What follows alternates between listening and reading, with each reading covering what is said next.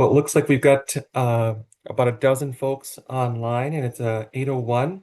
We'll give folks maybe another 2 seconds to join us here, but why don't we get started by going through a round of introductions? I see some very friendly faces, and I also see some friendly faces who I don't think necessarily that I've had the pleasure of meeting before. This is John Doan. I am uh, happy to announce the newly elected president for RCLLG and also one of the co-leads for the CLAW, which is our Climate Action Work Group of the Ramsey County League of Local Governments. Uh, if folks can raise their hand, virtual hand, and then that way we know to who has not introduced themselves yet, and then the person can pass it, who's doing the introduction can then pass it on to the next person. So with that, I'm going to pass it to, do I see Paige on the, that's right, Paige is not able to join us today, so I'm going to pass it to Bob. Take it away, Bob. Good morning, everyone. I'm Bob Fossum, the Deputy Administrator with Capital Region Watershed District. Uh, I should just pass it to someone else with their hand up. Is that the plan, John? Okay, Mary Yes, Jo.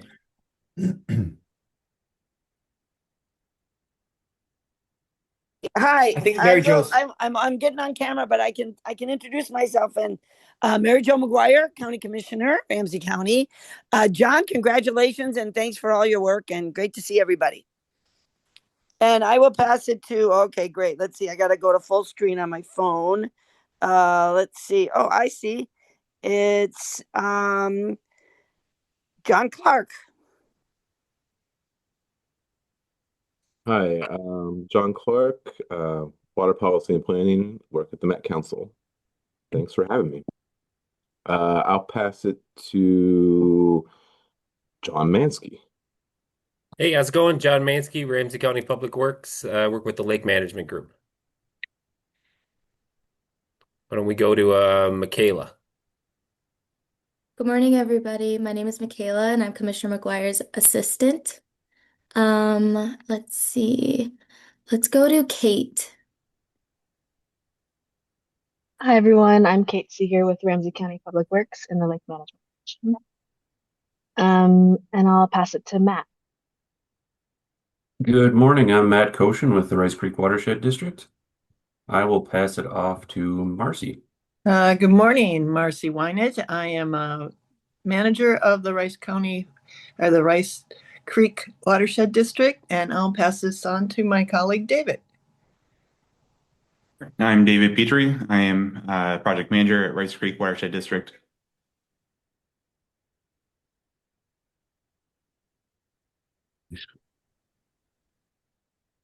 and we could pass it on to Jerry.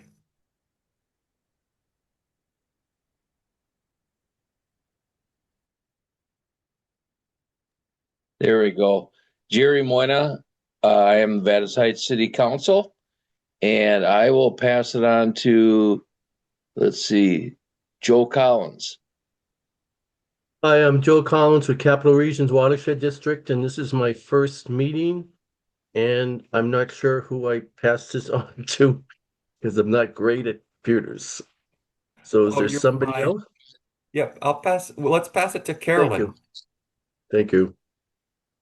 Good morning. I'm Carolyn Dindorf with Bolton and Make. I'm the team leader for our chloride science and chloride reduction team. And Steve. Yeah, Steve Love. I'm the Public Works Director for the City of Maplewood. I'll pass it on to Noel. Hi everyone, Noelle Holsheiser, Programs and Communications Coordinator with Fusion Learning Partners and Fusion Learning Partners staffs RCLLG, which is the Ramsey County League of Local Governments. Thank you to our guests for being here today. Awesome. Thank you, Noel, for organizing us. Just to double check here, if you haven't had a chance to introduce yourself yet, please do so. Hi, good morning. Sorry, I jumped on a little bit late. This is Gregory Goodwine, Ramsey County Climate and Health Team, Public Health. I work with our cities in advancing their climate and sustainability goals. Good to be here. Good to see everyone. Fantastic to have you. One last chance if anybody has not had a chance to introduce themselves yet. With that, I'm going to kick it off here uh, with the introduction of four amazing guests that we have for today. As we all know, uh, or as you may know, I should say, uh, our work in the last 6 months has been to really drive our focus from our climate action focus, and then within that, to dive deeper into water and what aspects of water that we're interested in working on collectively as a group of RCLLG members. And through a process that's taken us a few months here, we have landed on chloride reduction uh, in order to improve our water quality in our various water bodies as the focus for 2026. Super excited with that, and we've got four amazing guests that are going to help us to further dive deeper into the topic of chloride and what work we can specifically be doing in the area of chloride.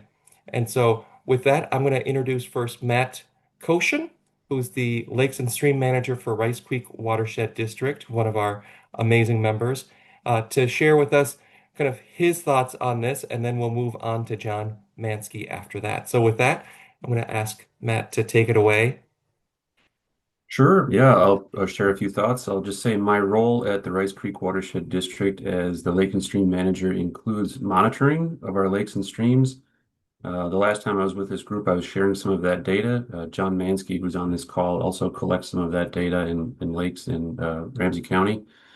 And what we're seeing across the board, especially in lakes, is a very slow creeping upward of chloride concentrations. So chloride is mainly comes from road salt, especially in the Twin Cities metro area. In greater Minnesota, maybe a higher proportion of chloride might come from water softeners or agricultural products. But in the Twin Cities metro area, it's road salt. That's the source of chloride in our water bodies. So we've been seeing chloride go up in most all of our lakes. We're also seeing in some of our streams, we're hitting some of those critical levels where chloride can be toxic to critters that live in the stream. In lakes, in addition to being toxic, there's a whole host of other negative effects that chloride can have. Um, One of the ones, and it kind of links with, since this group has talked with climate in the past, it kind of links with climate. Two things actually. One, with more melting events that we're having in our winters. Think about last year, we had rain in December. Those melting events can wash that chloride, that road salt, off roads and directly into streams a lot faster than what you might typically have. And that matters because the issue with chloride is that you can hit toxicity thresholds, right?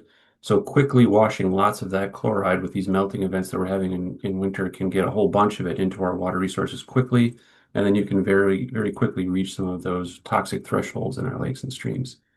The other link to climate is that the warming that we're seeing in our summers is actually helping to stratify our lakes more. And then by adding more chloride to lakes, that further helps to stratify our lakes, or it gets them stuck in warm water on the top and cold water in the bottom. And that creates a whole host of problems. So I'm talking about kind of the background sciencey aspects of it because that's my role at Rice Creek.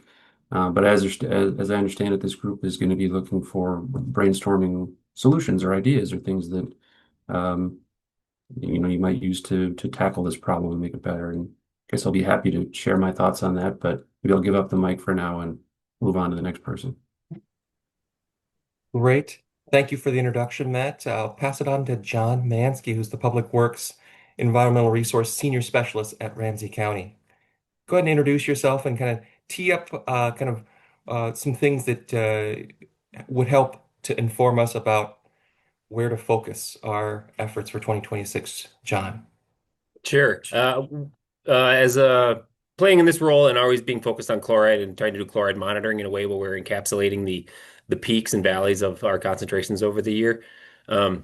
One thing has always come up is we get a lot of loading from our winter activities, and the best way for us outside of what we're doing internally at the county here with our road salt usage is reaching out to the large users in the area. So think of shopping malls, car dealerships, places with large impervious surfaces that they manage and trying to get that education and outreach to them. This is something where we've always struggled to have capacity for that and have always tried to rally people to get the proper education to be good stewards and to go out and do that sort of work. And that's a place where I see we can make the most gains and a place where we're looking for people who can contribute to that effort.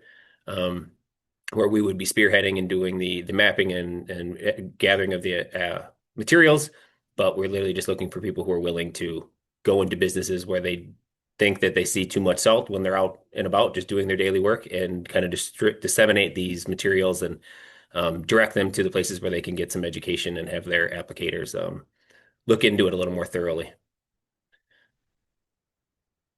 But yeah. Thanks so much, John. Rich, and I think you might go by John, at least by the name in Zoom here. Prophasia. Yeah, good morning. Legal name's John, but yes, I go by Rich, my middle name. You're correct. Sorry for the confusion. Rich, take it away. Oh, what would you like me to talk about? I was kind of a last minute invite. Is there anything in particular? Yeah. So, Rich, with our focus on chloride reduction, looking for your expert advice on if there are certain policy or actions that RCLG and our climate action work group in particular can be working on in 2026. So, we're looking for ideas for collective action. Oh, you know, I like to study the issue so I understand it, so that if I make an argument, I can make a valid argument. And the problem you have, like what John was talking about when you talking about malls and dealerships and all that, is really the liability, right? So the person putting the salt down, they're being told by their risk manager, their lawyers, hey, we can't afford to slip and fall. We don't, we don't care about the environment, just put the salt down. And so when you talk to these folks, my advice would be to maybe talk to them through that lens, recognizing that they have this liability issue. And even though they may want to put a lot less salt down, they're fighting that aspect of it. So it's trying to come up with an idea of how do we some of these places that aren't very sophisticated in the way they put salt down. When you work about government, it's about cost. So we're using meter trucks.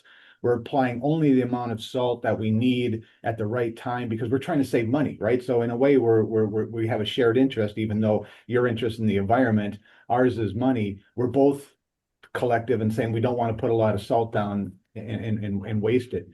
But facilities sometimes what I find is they're not very sophisticated. They whatever they think, they double it, right? And so is there a way to educate them on putting the salt down at the right time, the right amount, using pre-wetting, using technology that lowers the salt but still gets them where they want to go, and that's lessening the risk for slip and falls. I don't think there's a lot of sophistication out there when it comes to salt application, whether it be homeowner or in non-governmental agencies. That's just my 2 cents for what it's worth. Right. Really appreciate that, Rich. And this is just the introduction to the conversation that we have had, or that we have these four expert panelists for. But it's going to, after Carolyn introduces herself, be prepared, everybody, to participate and to help us to generate some ideas here that then we can discuss and prioritize. So with that, I'm going to pass it to Carolyn Dindorf, who's the water resource limologist. That's the first time I've had the chance to meet a limologist, so with Bolton and Mink. So I'm going to pass it to our favorite limologist in the group, Carolyn. Well, I hate to correct you, but it's actually limnologist. Oh, thank you. The study of lakes, basically, or freshwater resources. So that's my background too, similar to Matt's. But I've been working on chloride since the late 90s and trying to find a way to reduce it, and started out initially with developing training with the Minnesota Pollution Control Agency and teaching the training since that time. So that smart salting training is the training that's out there available and teaches the things that John was talking about. The problem with the private contractors is getting them to attend because they're not paid to go. So that's an issue too. But what we're working on now, we've evolved because we know that that training is out there, that's available, but there's only so much. It doesn't solve the problem. We've been doing that training's been around for about 18, 20 years, some of it.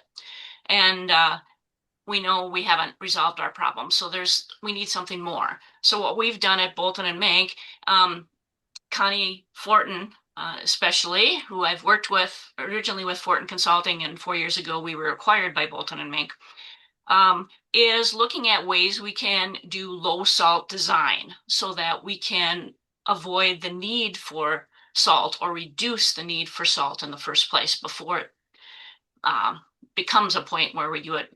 Our maintenance crews are out there to deal with the events. We want to make sure that after the events are done, they're not having to deal with that thaw and refreeze like Matt was talking about. We're getting more and more of that.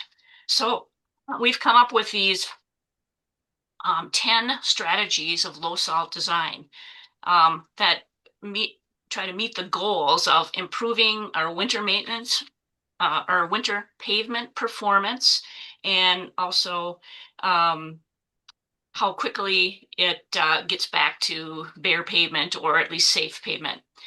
And also to what we call stopping repeat offenders, which is meltwater sprawl, where it sprawls across a surface that then needs to be salted. And dealing with blowing snow, especially that's more in the rural areas, but it does happen in the metro as well.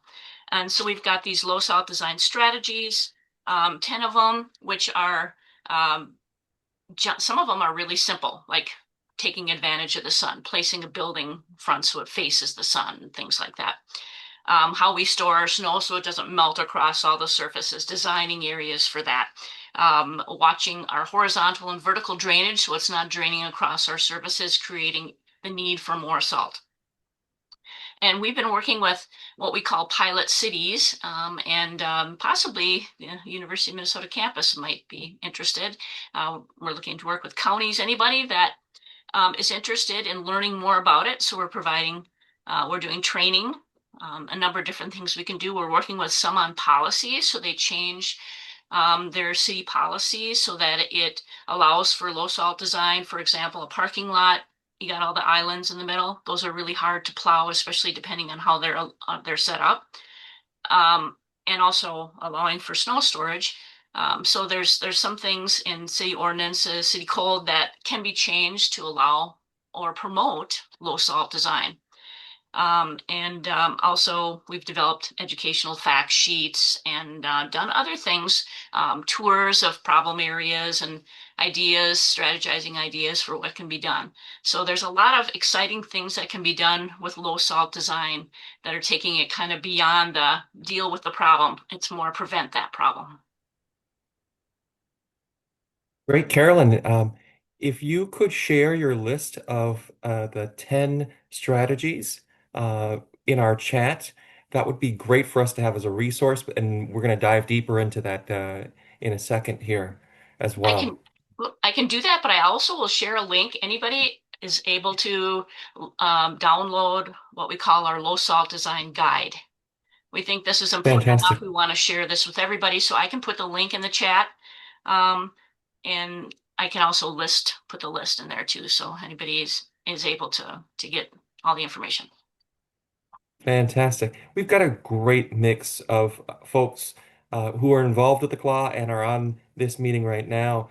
Many of you are experts, but then also there are folks like myself who are lay people who are very interested in this topic and in trying to make a difference, but that come to this conversation really quite ignorant about what the possibilities are and how some of these possibilities are definitely low-hanging fruit that we can definitely reach.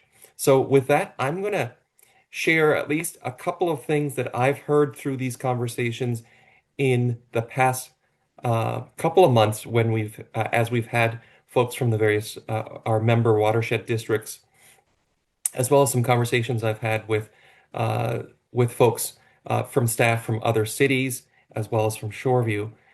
The first is an idea that I think is really interesting, which is around the cost of salt.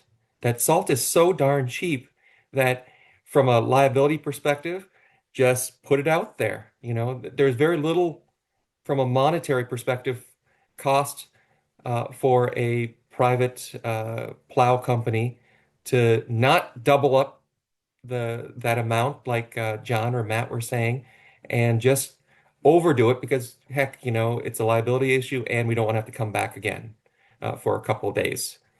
So I've heard suggestions that maybe there needs to be an additional kind of fee that's added to salt. Like we have kind of our sin taxes, where we have a higher rate for cigarettes or for a higher sales tax rate for I think it also applies to alcohol. Should it also apply to salt? Is there something like that that, of course, that would require state action to authorize? But that's one area that piqued my interest when I heard about it. The second, and perhaps Carolyn was alluding to this in policies that cities can undertake, is requiring a certain level of licensing at the city level for folks who distribute or who are doing the salting.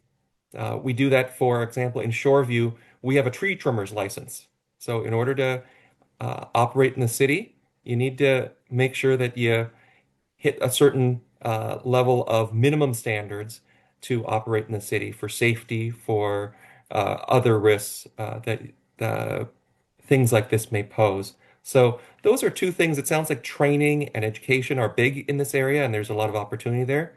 But how do we make sure that that training is supported by either some incentives or some disincentives that then get people to have that level of training? So with that, I'm going to pause there and see if there are others here who may have some ideas. I think that we are in the generative stage right now of identifying what those ideas are. And if Noel, if you could help us by just keeping track of a list of ideas that then we can um, discuss.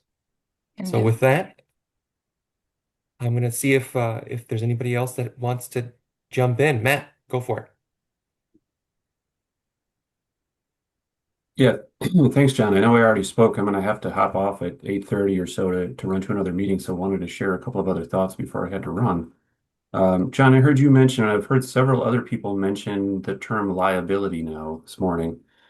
Um, Liability from private applicators around buildings and so forth. I hate to say it, but when I walk into our office at Rice Creek in the winter, I'm oftentimes crunching across salt the whole way in, right? And we've actually talked to the maintenance people at our building saying you could use a lot less salt. And they said, no, we can't because the liability, the slip and fall injuries. As you said, it's a lot cheaper for them to just put down a little bit of extra salt and avoid that liability.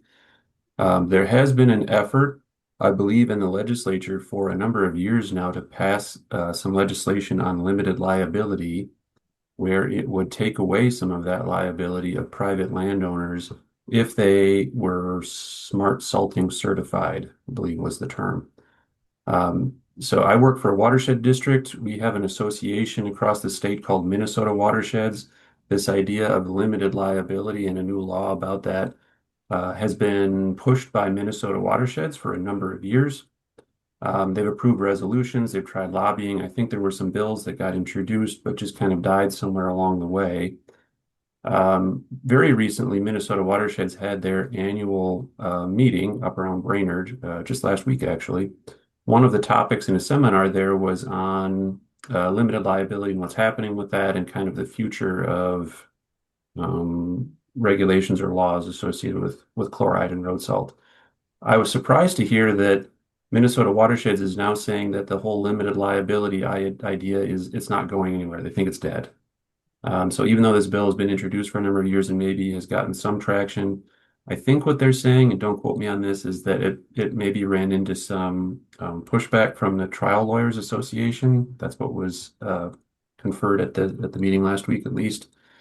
So they're now saying that limited liability is dead. It's not going anywhere. They don't think that has traction anymore. They did offer a whole host of other possibilities for reducing chloride. One of them was a statewide tax. John, you mentioned that. That's something that's being considered. They also talked about occupational licensing. So anybody who applies chloride would need to have a license before they do that, similar to like a pesticide applicator's license. So they would go through some training, some smart salting training to be better educated about how best to apply chloride. Another idea that was floated was through state or county contracting, where if you were an applicator working for the state or a county, or I suppose even a municipality, you would have to go through some sort of training and have a certificate to show that you uh, understand smart salting ideas, so forth. So those are some ideas that I heard at this Minnesota Watershed Conference last week. Just wanted to share those. Fantastic. Appreciate that, Matt. I'm going to see if there are others who want to chime in here, and we can dive deeper into the topics that have been discussed already or have been brought up, or add new ones. John, this is Marcy.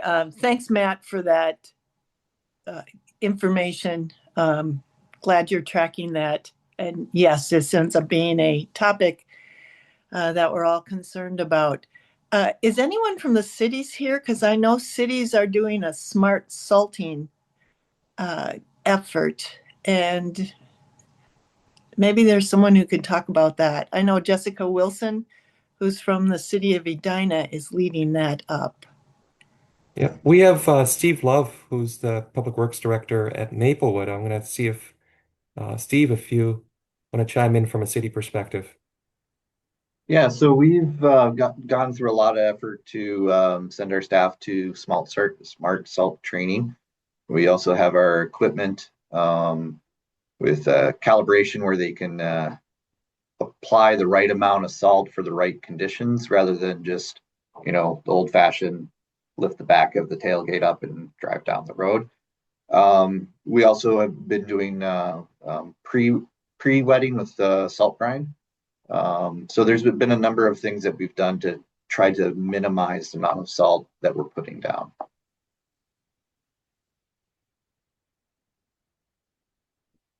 Marcy, did you have a follow-up question there, or were you looking for for some additional um, something else from a city perspective? Well, I know that there's an effort with city representative cities who are, trying to do something. And I will be in touch with Jessica Wilson, who also is a Shoreview resident. And I think she could give us a perspective about that effort. The other thing I would add is with our sidewalks and trails, we don't have a bare pavement policy for both the roadways and the sidewalks and trails. So we don't actually salt any of our sidewalks or trails throughout the winter, unless there was maybe the one-off might be, let's say there's a water leak somewhere and it's created a sheet of ice that could be a hazard. But for the most part, we very rarely ever salt a sidewalk or trail. Okay, great. And Marcy, thank you for the suggestion to connect with Jessica Wilson. I did have coffee with her earlier this week, and she was one of the folks who's suggesting the salt tax as well as potentially the state occupational license. So those were a couple of things that she had shared with me earlier this week. And so I'm going to pause here and pass it to Mary Jo, our fearless county commissioner. This is so fascinating. I'm with you, John. I was not aware of all of these issues, a little bit, but not so. So I'm really grateful for all of this conversation. So I don't know who just spoke. I'm curious what our public works does in Ramsey County. If we, if we contract for salt, do we require them to do this training that is available? Do we have rules on it? I just have limited information, limited knowledge, I should say. I might have information, but I have limited knowledge of what we do with salt. And at some point I thought, I mean, this is organic. So I think people think it's organic. So it's not like toxic, but it does toxic when it gets to be too much of it. So is there any other thing that people use? Those are my two questions. Like what are we doing in Ramsey County, and what I think there's someone from Ramsey County here. Sorry, I'm still on my phone. And I can't see everybody who's on the call. So Yeah, so the whole use of salt is kind of, I could spend an hour talking about yeah, it. So, okay. it's not just the application of salt, but we study it intensively, right? So when you put salt down on the road, you don't want you call scatter, right? So you want your salt to be at the location that you want, because if you put salt down and it's in the gutter, it's not doing your road, so you're over applying. So there's products called beet juice. There's the industry started putting molasses in some of these pre-wetting agents. The idea is to coat the salt so that it hits the road, it sticks to where you're going. So, I mean, there's a lot of stuff that has been studied, techniques that you're not covering, that gets into the details of winter operations. APWA, for example, does a supervisor certification on how to read the weather, how to know when to put salt down, how to pre-wet it, what your application rate should be, what equipment is out there. And they talk a little bit about the environment, but that's another outreach program you could do to say the American Public Works Association does a certification for snow operation supervisors. And that's an outreach you could do to say, hey, can we build up the component that you're testing and certifying these folks on environmental? That's something you could do. You could take it on the road to educate folks about the things I'm talking about, of bounce and scatter, rather than penalize folks, which you're going to get pushback of saying we're going to do a tax on salt, where you're hurting every municipal agency out there. You're just increasing budget, you're increasing tax dollars. It's, those things kind of work against you. The other opportunity would be to say, hey, look, not every community is sophisticated or has the funding enough to do what Maplewood talked about, is having metered trucks.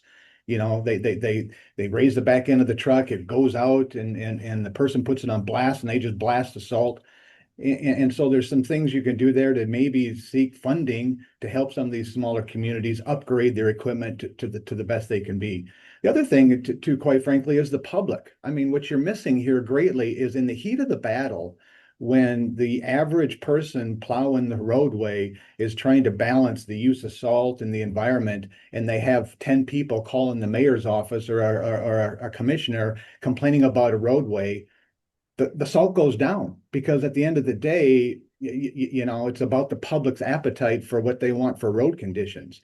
And if we could get the public to lower their expectations and say, hey, I get it, the roads are a little bit slippery, but that's okay because we're trying to save the environment. I think you put a lot of less pressure on the public works agencies, who are trying to keep the public at bay and keep them all satisfied. And in the heat of the battle, when they want to go to point A to point B, they don't care about the environment at that point in time. And I think that's where you really need the fortitude to say, look, we're going to hold on our salt. We're going to recognize the roads are going to be a little icy, but it'll eventually melt. Work with us, public.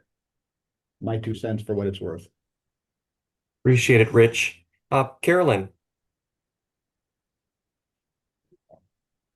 I was going to comment that the program that Mary Jo was referring to is the low salt, no salt education program, which is for businesses and residents. And it looks like John Clark just put a link to that program right in there.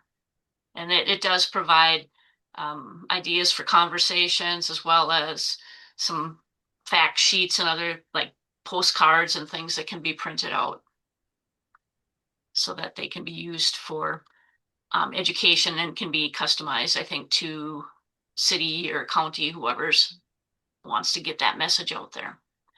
And really the smart salting program that the MPCA has is a certification program, teaches the same things that Rich was just talking about too, and it's available, locally here, and it's for mostly it's the plow drivers that attend, and really getting the supervisors there is a good idea because sometimes the plow drivers want to do what's being promoted in the class as far as best management practices, but their supervisor is giving them different directions.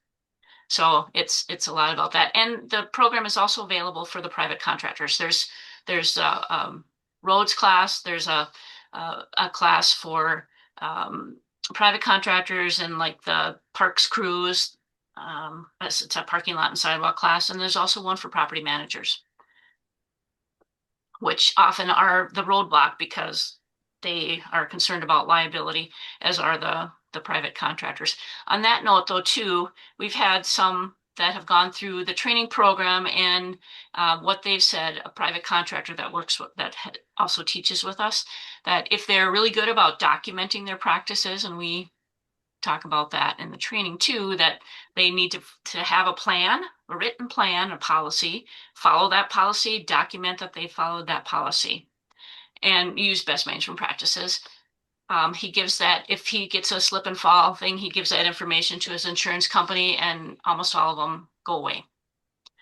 If they're documenting and doing things properly, liability isn't as big of a roadblock as it can be. Although I do like the limited liability legislation, which has been in place in New Hampshire for a long time. Great, thank you. It's good to know that uh, there are other states that have done this. So we're not the first, or we wouldn't be the first, I would say. Bob, you're up. Yes, thank you. Just a couple points in listening to the discussion here. In terms of a salt tax, it seems to me it might be better to call that a salt fee. Everyone will vote, you don't even need to hear the details. You hear a new tax, and most folks are against it. And then somehow link the proceeds to that fee to offsetting a liability claim, or directly link the fee to something relative to salt. That would be my advice if that could be done. It might help it move. And then the other thing is I want to make sure we point out that the road authorities, the county and the municipalities and MnDOT have made great strides in reducing the amount of chloride they're putting down over the last several years. And there's only so much more reduction that can be squeezed out of that, in my opinion. But I think there is a huge amount of chloride reduction that could be achieved if we look at, and Matt mentioned this earlier, if we look at the non-public large impervious surfaces, the shopping mall parking lots, the huge areas, and that should be an easier spot to reduce salt because that's all low speeds, right? Low speeds, we can tolerate a little bit more ice on the surface. On MnDOT highways, of course, 94 and 35 in Ramsey County, we can't tolerate much ice at those speeds. So that there's really not a lot that can be done to reduce the amount of salt on those. But when you look at the parking lots in front of many commercial buildings, we all have examples of that, and all the ideas we're talking about here with training, with a little bit of encouragement with the limited liability stuff. I think those are all important. But if the group is looking at an area to focus on, for me, I think that's probably the area where there's the most gains to be made. And I don't think that's new information here, but I would just throw my 2 cents behind that idea. Great, thank you. And did I see someone else? John, I think your hand was up and now it's down. Yeah, Bob said exactly what I was going to say. Um, yeah, it seems, like for this group, and John Mansky mentioned this initially. Those large lots, those large impervious surfaces, those businesses, how they operate and perceive liability and offering alternatives and trainings and education at that level might be a good angle for this group. You know, this is obviously a complicated problem and there's kind of multiple levels to it. You know, whether that be at the public works level or even the state level, and how the roads and the landscape is managed. But then when you start getting down to those sort of like individual parcels, how we actually like go about our business there, that's a little bit different of a problem with the resulting in the same outcome. So yeah, I think it's hard to take on how we manage our roads, and it's a little bit more straightforward maybe for this group to look at how we manage parking lots. Hey, great. I've got a long list of almost 20 different things that I've jotted down here. And um, I'm going to just share, at least kind of try to consolidate so that we have some things that I think in a moment here, I'd like to use one of my kind of handy dandy prioritization efforts, which is just going around and getting folks to decide what their top one, two, or three are. Noella, if you can help me to kind of keep track of this, maybe we can put it in a chat, or if you can create a quick poll that we could use. I'm going to just try to summarize what I've heard so far as um, opportunities for action. The first I have written down is low salt design, and I think that there's broader use of low salt design and making sure to promote and publicize that. The second is kind of this broad category of education, whether it's for application or low salt design. There's a lot of education that needs to happen. The third is a salt fee. Appreciate that the language there, and to link that fee to some sort of salt, um, whether it's education or fund.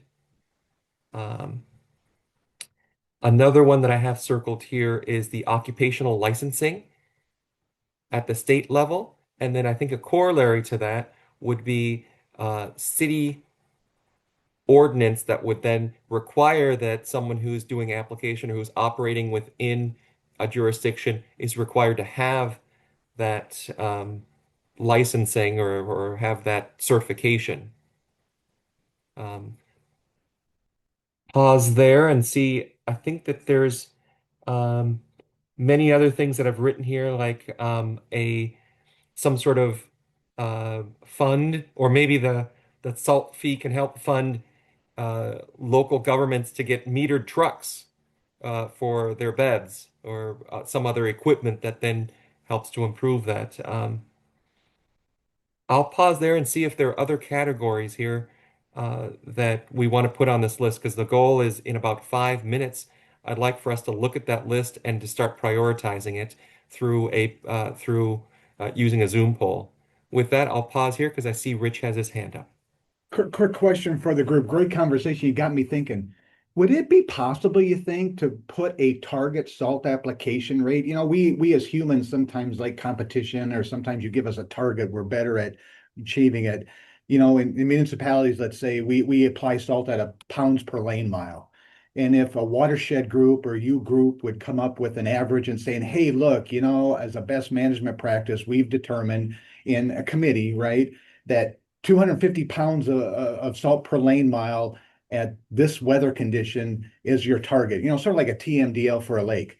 And now you publish that, and then you get agencies to have the feel good of saying, yeah, we were at below the 250 or below the 200, great. Or, you know, we were above the 300, oop, we got to do better. And you give a target. Now, I don't know how to apply that to like the private sector. I guess you could do it a pounds per salt per square foot of parking lot. But you know, I don't even know if it's possible. But you know, you kind of game this. You kind of give somebody a goal and say, "Hey, society," or say, "Group, here's what we're trying to reach as a target. Can you help us get there? And then you got something measurable. I don't know, just a crazy idea. We love crazy ideas, Rich. So thank you for sharing that. Sean, thanks for joining us. I see your Okay. hand is up.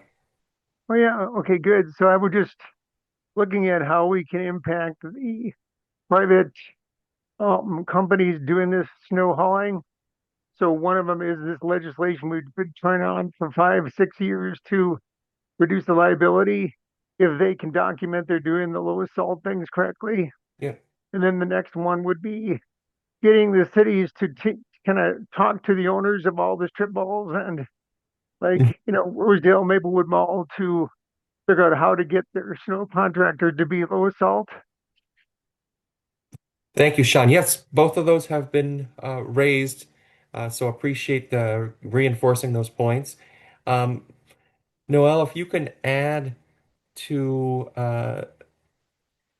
that, I think that we're um, some of setting some standards is what I'm hearing from Rich and others here, so that we have some targets to work towards. If we can't measure it, we can't achieve it. It's much harder to achieve. So that's another one.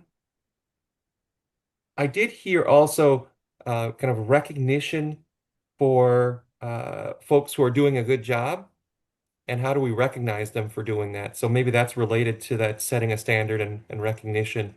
I'm going to ask Carolyn to step in. About recognition. Just you had your hand up, so I was Yeah. Oh, passing it I to was you. responding to Rich that we in the smart salting training, which the manuals are available on the MPCA's website, there are target application rates in there, both for roads and in the parking lots and sidewalk manual. There's also some application rate guidelines for parking lots and sidewalks, and they are in the pounds per 1,000 square feet. And that also is a kind of the basis for what you see in some of the low salt, no salt, and many other watershed training where they'll talk about how much, like a cup of salt can cover 10 sidewalk squares or something along that line. So that's there. And as far as recognizing the Road Salt Symposium, or the Salt Symposium, lately it's been called, has done that for a number of years. It's an annual training that Bolton and Mank, prior to that, Fortin Consulting and teamed up with Freshwater Society, had been putting it on for 26 years, I think it is. And it looks like it's going to possibly move over to the University of Minnesota. They're a new part of a cold climate center for excellence. So I believe it will continue under a new organization, and they may or may not continue to recognize the excellence. And what with the salt symposium, often we were recognizing those that had reduced their salt use. Great. Thank you, Carolyn.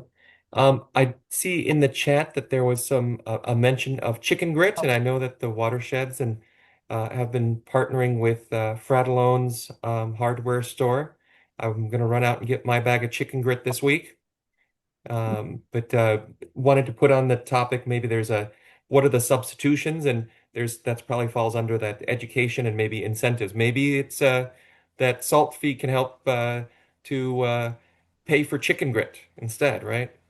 I love it. Okay, Mary Jo, you're up. Thanks, John. Well, this is so great. This is so fascinating. I love brainstorming. So I want to, of course, have a conversation with our public works, but I love the education component about maybe putting out something that we can send to all of our members, all the cities, and say, put this in your newsletter. I want to put something in my newsletter just to help the public understand. And then I want to go to my public works and say, okay, work with me on what we can do as a county. And I want, all of our city members can do that with their own public works too. I'm happy to vote now, and we want to get an indication, but I think I'd like to see, providing some document from, this group to all of us that we can, use to have these conversations with our own departments and our public. So that's kind of where I'm at, is this whole education and learning and what's the best thing to do. and I'm happy to vote on what else we can do. But Yeah. And this is just a straw poll, by the way. We're not yeah. held to this, right? This is just to get a temperature of where we are at. So with that, Noel, I hope we can pull this one off. I know that Right. setting up a poll isn't necessarily a quick and easy thing to do, but if you're ready for that, I'd like to and Noel, share with us kind of the process for this and how many votes do we get and how do you want us to do this? Yes, okay, so I'm launching it and I have it available so you can choose as many as you'd like. So before you vote, we can choose, are we voting on like three? Are we voting on four? What do you think, John? We have one, two, Since three, four, five, we've six. got about 18 folks on here. Let's do vote for your top three. Three is always a good number. Let's see how things shake out, and if things are don't stratify very well, we can take a different voting strategy. But let's try for the top three in that list. And I know that some of these overlap, right? And some of these relate to each other. So don't feel like this is the end all of things, but let's just start there. Vote for your top three and see, and then we'll just close the poll in 30 seconds here.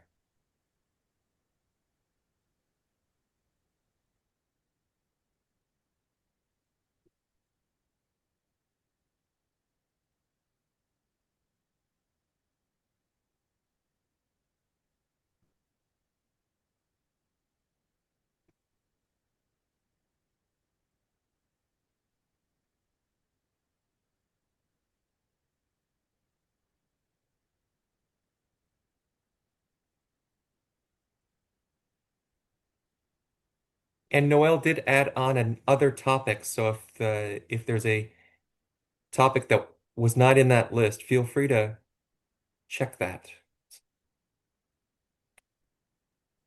or to fill that in. It's an open text box.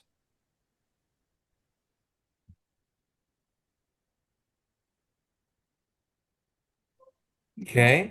15 so far. Is anyone still voting? We'll give folks let's give folks another 10 seconds here. Polls are closing in 3, 2, 1. Let's All close the right. polls All here right, we and got let's see where we 17. landed. Perfect. Okay.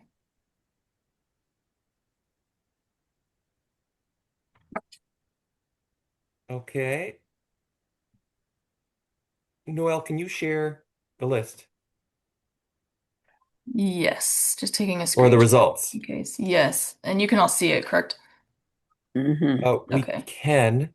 Yes. What we're seeing here is 65% for focus on large lots, Yep. impervious surfaces. Public awareness is the Mm-hmm. second at 53. And then we've got licensing requirements at 47. Best management practices at 35. Low salt design at 29. A salt fee or tax at 18, tied with helping communities seek funding to upgrade equipment and helping and limited liability legislation. So it's interesting how the limited liability legislation and the salt fee and the funding upgrading of equipment all tied there, but at 18%. So I'm going to just do a quick check here. Does this reflect kind of what you thought would happen in this poll? I'm seeing nods up and down here. I'm going to pause here and I'm going to defer to our elected officials here. So we've got Jerry and Mary Jo, and let me look through here, and then myself. I'd like to kind of hear from you all what kind of things, because RCLG is a unique entity in that we have a lot of engagement from elected officials as well as from staff leaders and staff experts. And so I'm interested in kind of getting that perspective from an elected leader's perspective of, are these the kind of things that you think are the highest impact for us to be working on at RCLLG? So, Jerry, go for Yeah, it. thanks, John.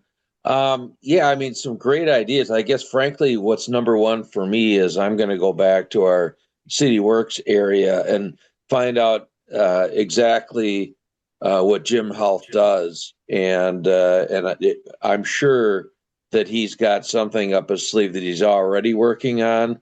And we've hired on an environmentalist on our staff here in the last year, Aaron, that I'm sure has had some impact on that. So for me, step number one is educating myself what we're already doing. But the education piece absolutely is with our industrial users are, probably up there on the top of my list. We, I think, if we had no salt, I know we'd hear from our residents. We're already hearing from our residents on a road and path project we got going on right now. So having no salt probably is not going to work too well. But limited, we certainly want to manage that. So, but anyway, so that's where I'm going to focus on. Okay. Mary Jo. Yeah, thanks. And I kind of already said where I think would be a good place for like someone like me to start and any of the elected officials is to, if this group could put together this list of things, say, show this survey, show options, ask our own departments. I'm going to set up a meeting with our department and say, okay, what do you think would be the best thing for us to do? How should we tackle this? But it really helps us start the conversation. And then maybe, give us a month or two to do that. And then we come back and say, okay, here's what I heard from my public works. This is what I think our priorities should be. So I don't feel really adept at picking. I mean, I picked my top four, but I would be really excited if we could ask all of our members to, here's the list of things we've talked about. Go talk to your public works, come back to us, tell us what you think, what your public works thinks, and then we make a decision. So that's how I'm thinking about this. Great. Thank you, Mary Jo. Noel, I did see that there was in the other topics, there was one person who had a suggestion. And can you share with us that other topic Yes, absolutely. item It is? was salt alternatives at scale for large lots, municipalities. So it goes back to our number one topic is focus on large lots. Okay. Focus on large lots. And I think the other one that I think we should add on here is that kind of it's education, but it's also kind of what are the other substitutions?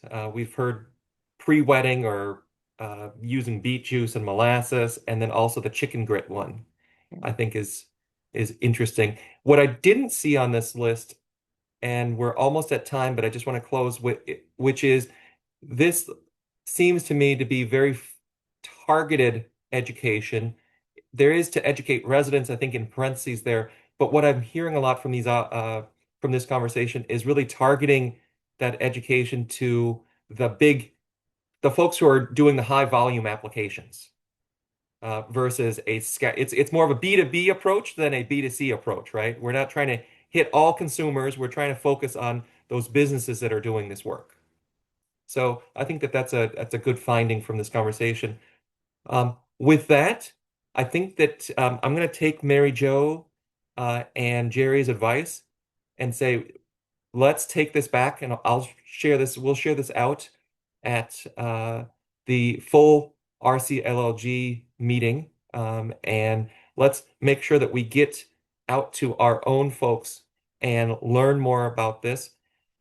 That said, I do think that within the next month or 2 months, my goal is to land on the one, two, or three things that we're going to be doing in 2023. If, for example, there is something that needs state legislative action on, we have our legislative meeting, RCLG does, with our local legislators in February. So we'll want to turn that around and get that in front of those folks if there is if that's the area of focus or one of the areas of foci that we have. So with that, really appreciate everybody's participation and education of me and others in this work. And let's continue this conversation. I think we've got a bit more homework to do before we land on what the top one, two, or three things that we will be working on for 23, or I'm sorry, for 2026. And I'm super excited that we're making some progress here. Really appreciate all of our panelists for helping and hope everybody has a wonderful holiday. And then I also want to do one last mention, which is going into 2026, since I will be stepping into the role of president of RCLG, there will be an opportunity for someone to join Paige Alberg, who is uh, one of the incoming co-chairs of this group.